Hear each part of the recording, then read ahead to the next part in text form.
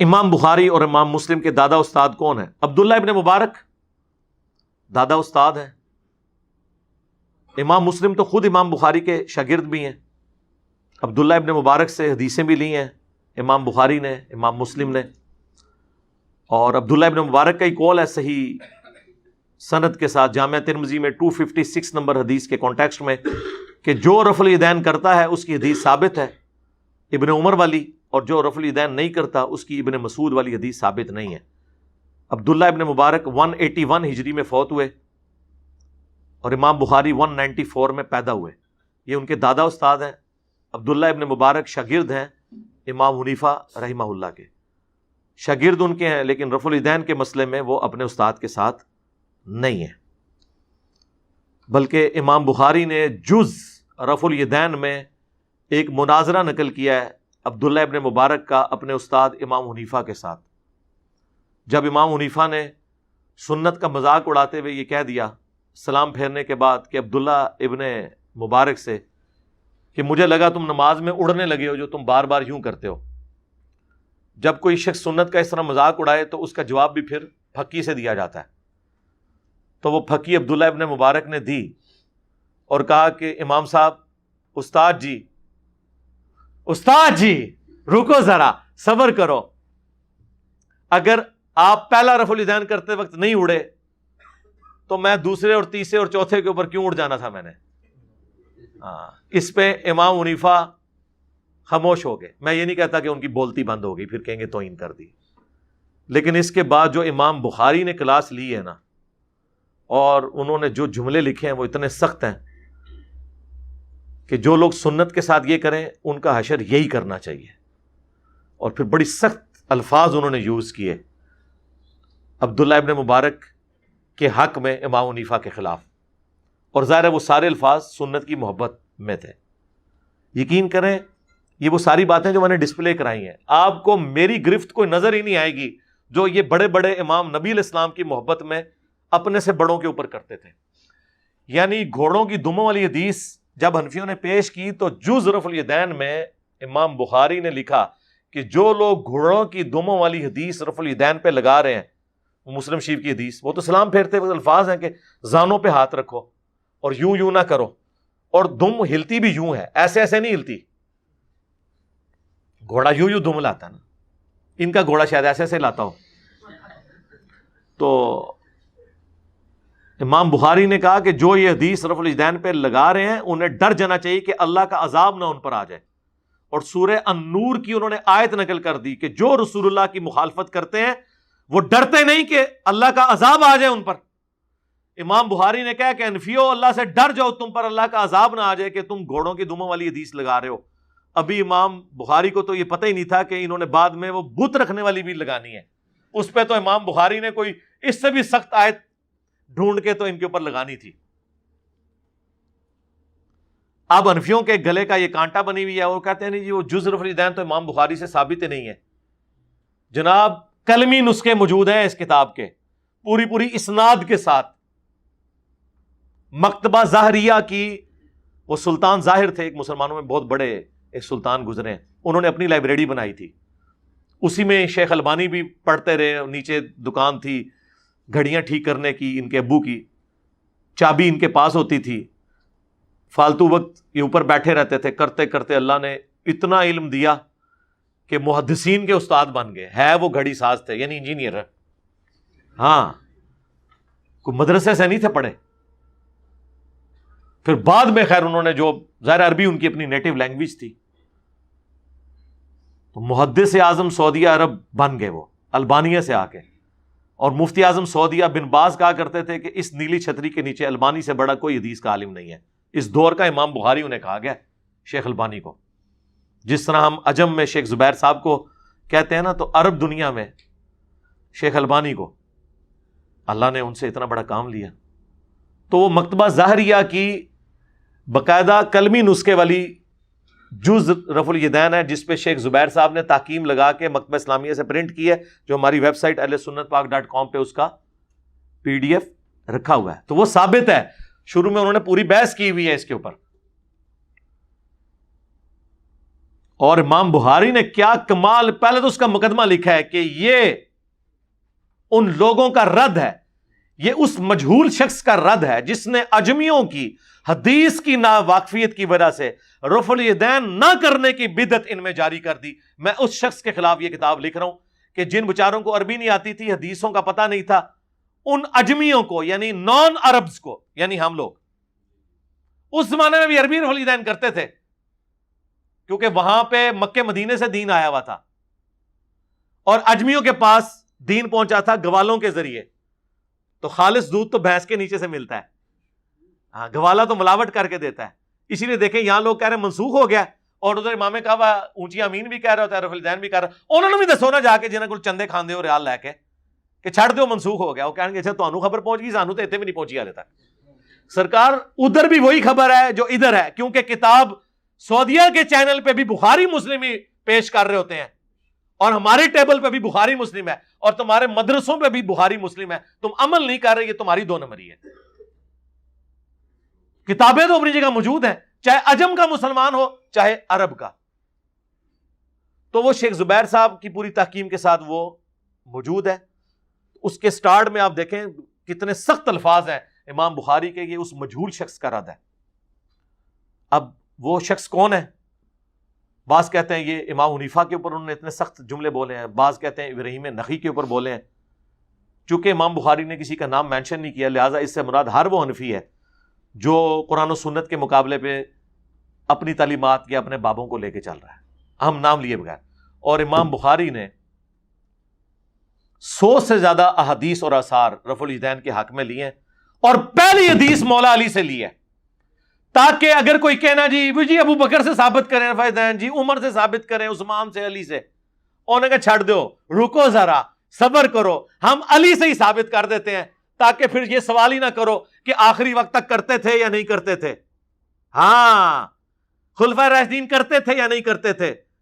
اس شخص سے حدیث لے کے آئے کہ جو تینوں خلفاء کے ساتھ رہا اور رسول اللہ کے ساتھ رہا، اگر کوئی حدیث منسوخ بھی ہوئی تھی جو ابو بکر عمر عثمان کو بھی نہ پتا چلی، مولا علی سے تو نہیں چھپی ہوئی تھی۔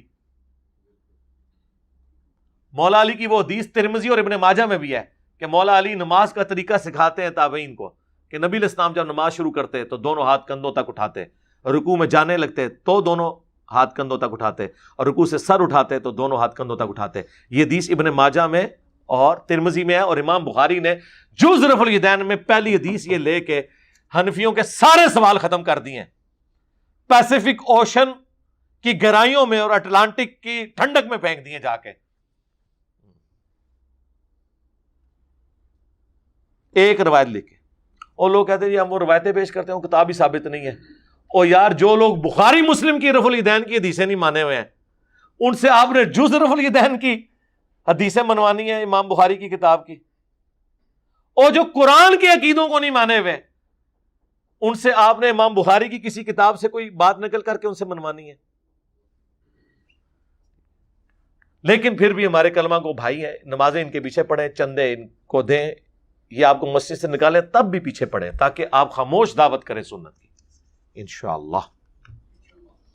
سجدوں والا رفع الیدین نبی الاسلام نے کبھی کیا کبھی چھوڑا نہیں جی، ہمارے نزدیک کوئی صحیح سند سے نبی الاسلام سے ثابت نہیں ہے۔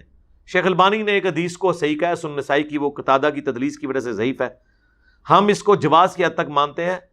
حضرت انس بن مالک کا عمل جز رفع الیدین میں آیا ہے کہ انہوں نے سجدوں کے درمیان رفع الیدین کیا تھا، میں بھی کبھی کبھار کر لیتا ہوں، تو لہٰذا آپ کو اس کا جواب مل گیا۔ جو حنفیوں کا اعتراض ہے یہ بالکل غلط ہے، اس کی وجہ سے باقی 4 رفع الیدین ایسے ہیں جن کے اوپر اجماع ہے اہل سنت کی کتابوں کا۔ نماز شروع کرتے وقت، ہر دفعہ رکوع میں جاتے ہوئے، ہر دفعہ رکوع سے اٹھنے کے بعد، اور 2 رکعتوں سے اٹھنے کے بعد۔ باقی جو رفع الیدین ہیں وہ اختلافی ہیں، ان کی وجہ سے یہ کیوں ختم کر رہے ہیں آپ؟ یعنی سجدوں کے درمیان رفع الیدین، ہر اٹھک بیٹھک کے اوپر رفع الیدین تکبیرات کے ساتھ، جس طرح شیعہ کرتے ہیں، تو یہ تو کام نہ کریں۔ تو ختم کرنا تھا اپنا بھی پہلا ختم کرو نا، اپنے عید کے بھی ختم کرو نا، ہاں اپنے دعائے قنوت سے پہلے والا ختم کرو نا، اگر پہلے کے سوا سارے جو ہیں وہ ختم ہوئے ہیں اور کیسے کیسی 2 نمبر انہوں نے نیت سکھائی ہوئی ہے عید کی، کیا کہتے ہیں 6 زائد تکبیروں کے. کیسے 2 نمبر نے؟ کیا کرو 6 زائد تکبیروں کے مال رفع الیدین کے. ہاں ان تکبیرات کے ساتھ رفع الیدین نہیں کرتے کیا؟ کرتے ہیں نا. اے بھی نال بولیا کرو نا، تاکہ لوگ تو پوچھن کہ اچھا ابھی تک تو یہ گھوڑوں کی دمیں تھیں، ابھی تک تو بغلوں میں بت رکھ کے آتے تھے، ابھی تک تو نماز کا سکون برباد ہوتا تھا، اے عید بعد پھر برباد کر لے اپنا سکون بھی.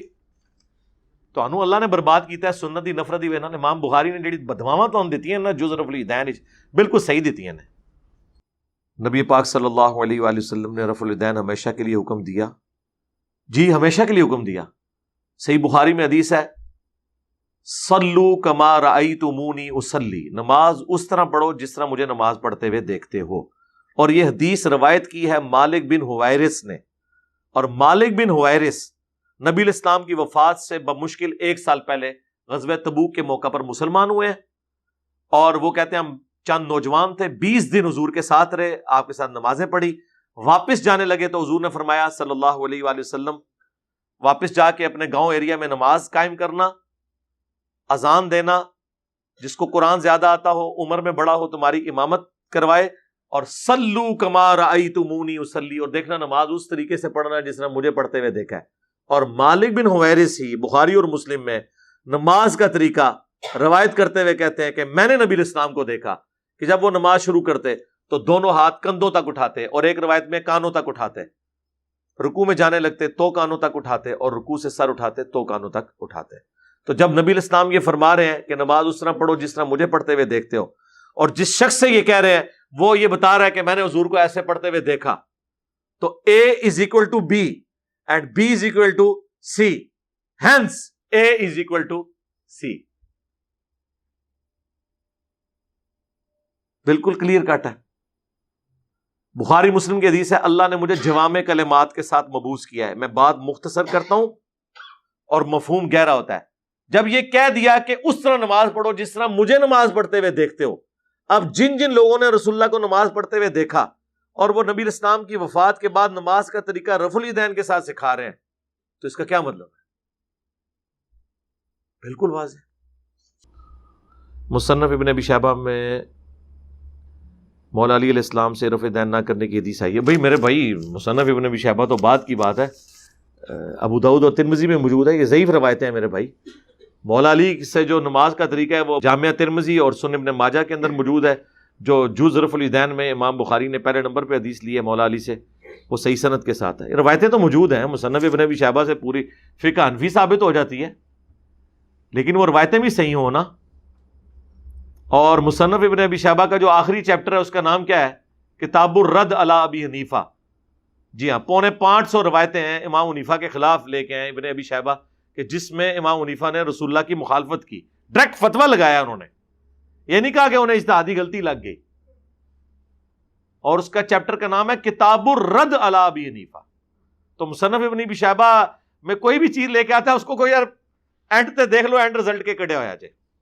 علی بھائی نماز کے طریقے مکمل احادیث کے انٹرنیشنل نمبر کے مطابق بتا دیں. آگے ساتھ لکھنا تھا ٹائم قیامت تک ہے. جی بتایا ہے میرے بھائی، ویڈیو ریکارڈنگ کرائی ہوئی ہے، سینکڑوں احادیث کے نمبرز ڈسپلے کرائے ہوئے ہیں.